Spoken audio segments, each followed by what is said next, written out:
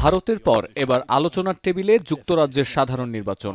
নিয়মমাফিক ২০২৫ সালের জানুয়ারিতে নির্বাচনের কথা থাকলেও চলতি বছরের ৪ জুলাই নির্বাচনের তারিখ ঘোষণা করেন প্রধানমন্ত্রী ঋষি সুনাক। অক্টোবর মাসের আগে ভোট হবে না শুরুতে এমন ধারণা করা হলেও শেষ মুহূর্তে পাল্টে গেছে আগাম হিসাব নিকাশ।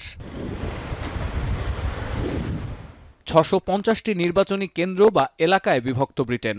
প্রতিটি এলাকা থেকে নির্বাচিত প্রার্থীরা প্রতিনিধিত্ব করেন হাউস অব কমন্সে। এবারের নির্বাচনে ক্ষমতাসীন কনজারভেটিভ পার্টির সাথে হাড্ডাহাড্ডি প্রতিদ্বন্দ্বিতার আভাস দিচ্ছে লেবার পার্টি। এছাড়া Workers Party of Britain, Liberal Democrats, Reform UK, Green Party ও সোশ্যালিস্ট পার্টি লড়বে বেশ কয়েকটি আসনে। নির্বাচন কমিশনের হিসাব অনুযায়ী রেকর্ড ৪,০০০ প্রার্থী এবারের নির্বাচনে অংশ নিতে যাচ্ছেন। কনজারভেটিভ ও লেবার পার্টির এই প্রতিদ্বন্দ্বিতায় সবার নজর থাকবে ব্রিটেনের বর্তমান প্রধানমন্ত্রী ঋষি সুনাক ও স্যার কিয়ের স্টারমারের দিকে। ভোটের আগে গেল বুধবার সবশেষ নির্বাচনী বিতর্কে মুখোমুখি হন দুই নেতা। I think over the last 14 years politics has become too much about self-entitlement and MPs thinking about what they can get for themselves, and one of the important choices and the thing that I would like to do if I'm elected Prime Minister is to reset politics so that politics returns to public service. দাপ্তরিক সূত্র ব্যবহার করে নির্বাচনের তারিখ নিয়ে বাজি ধরায় conservative পার্টির নেতাদের প্রার্থিতা নিয়ে সুনাককে প্রশ্নবাণে জর্জরিত করেন স্টারমার, আর রাজনৈতিক সততা নিয়ে স্টারমারকে কড়া কথা শোনান Sunak. We had an independent internal inquiry into what happened, have taken action and suspended the candidates involved, and I've been crystal clear that they should face the full consequences of the law. But Keir Starmer talks about leadership in politics. That's what Sue's question was at, was a broad question. He's not being honest with everyone about his plans to raise their taxes. I think that will erode trust in politics, and that's the choice at this election. এদিকে Russia Ukraine যুদ্ধে Sunak প্রশাসনের অবস্থানকে নীতিগতভাবে সমর্থন করেন না বলে স্পষ্ট জানিয়েছেন রিফর্ম ইউকের প্রধান।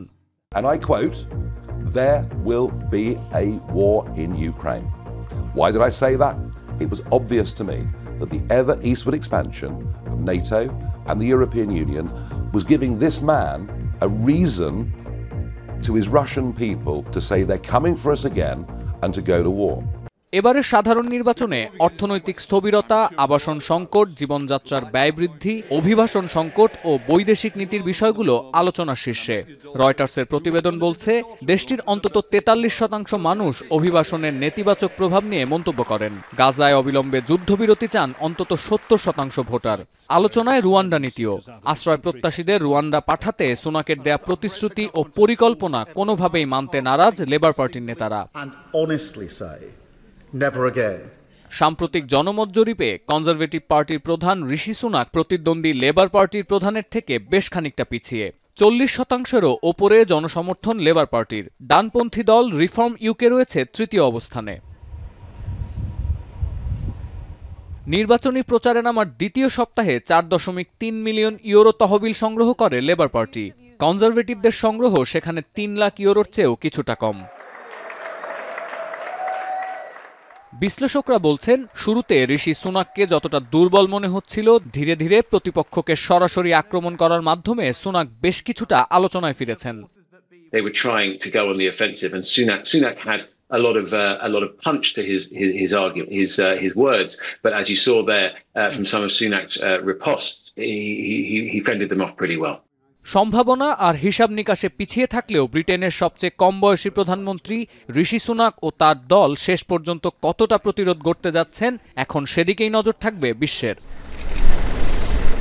সতীর্থ কর্মকার, এখন বিশ্ব।